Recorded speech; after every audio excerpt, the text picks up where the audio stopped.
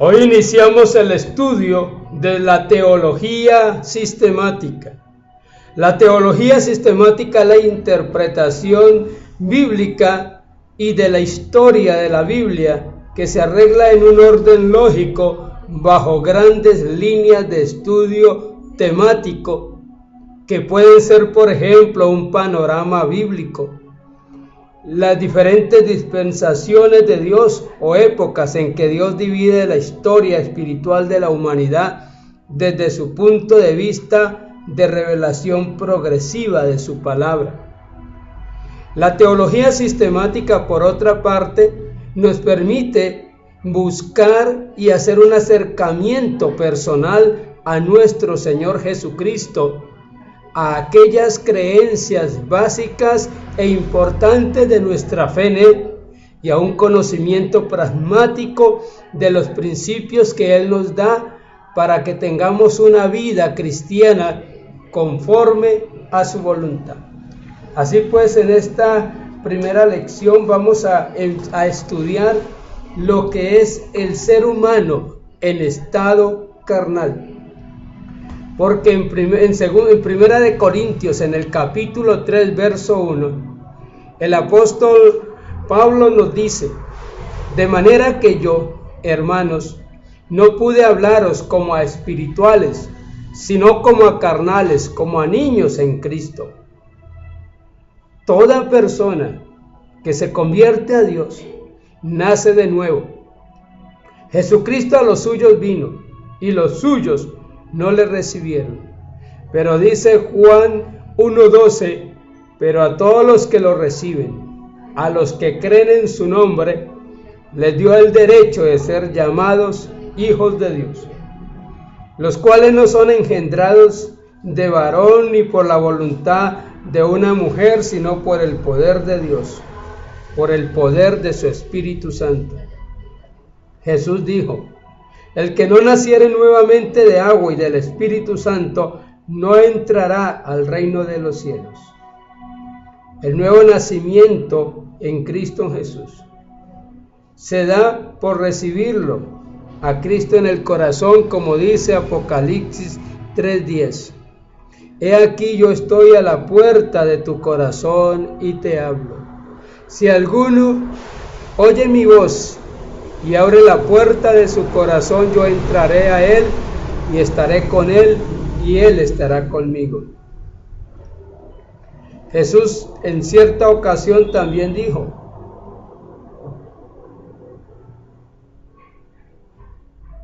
el que conmigo está con el Padre.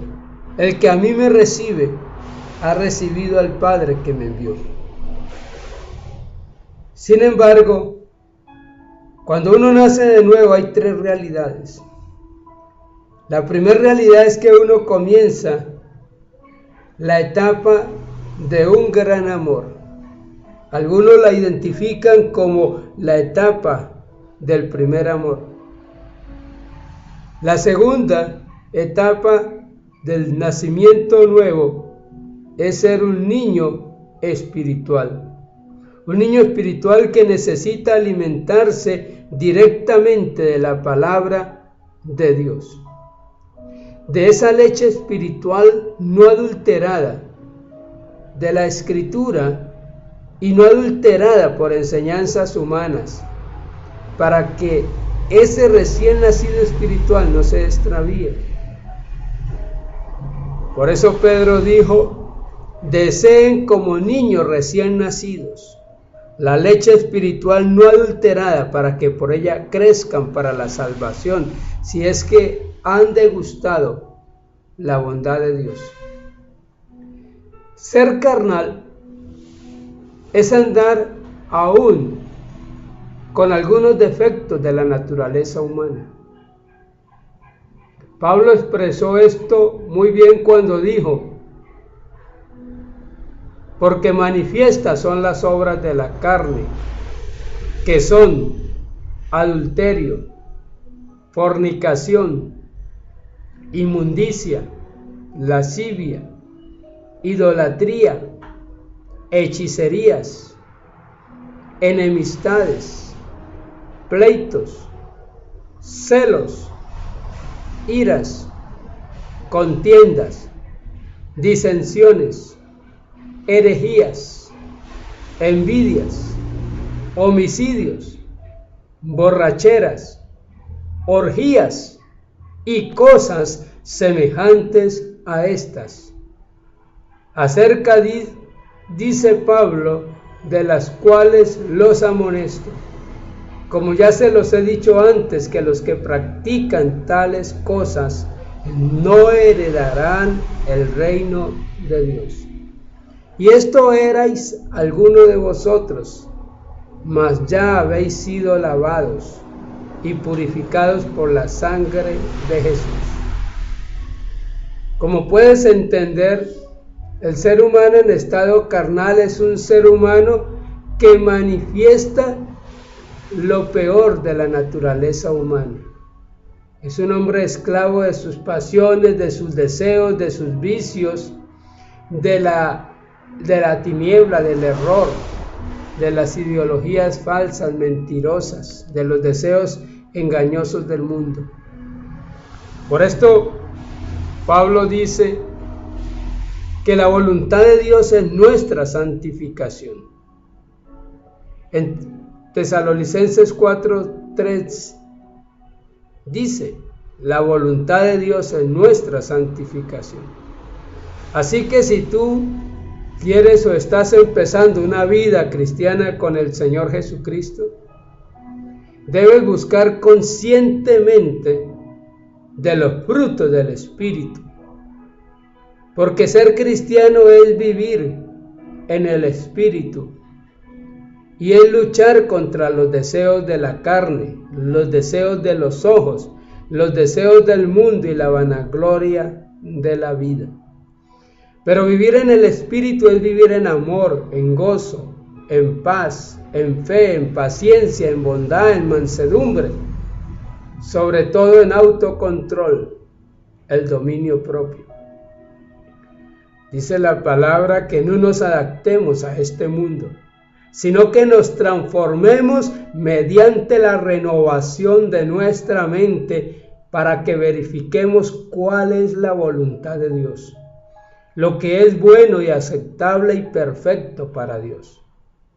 Dice que no vivamos según los criterios del tiempo presente, que al contrario cambiemos la manera de pensar para que así cambie también nuestra manera de vivir y lleguemos a conocer la voluntad de Dios, lo que es bueno, lo que es grato, lo que es perfecto.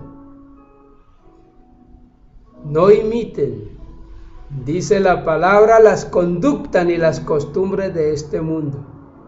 Más bien dejen que Dios los transforme en personas nuevas al cambiarles la manera de pensar.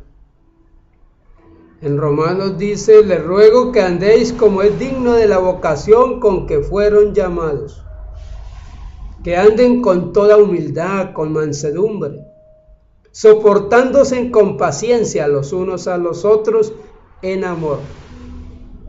Pues esto digo y requiero en el Señor, que ya no anden como las otras gentes que andan en la vanidad de su mente, teniendo el entendimiento entenebrecido, ajenos de la vida de Dios, por la ignorancia que en ellos hay, por la dureza del corazón, los cuales después que perdieron toda sensibilidad, se entregaron a la lascivia para cometer con avidez toda clase de impureza.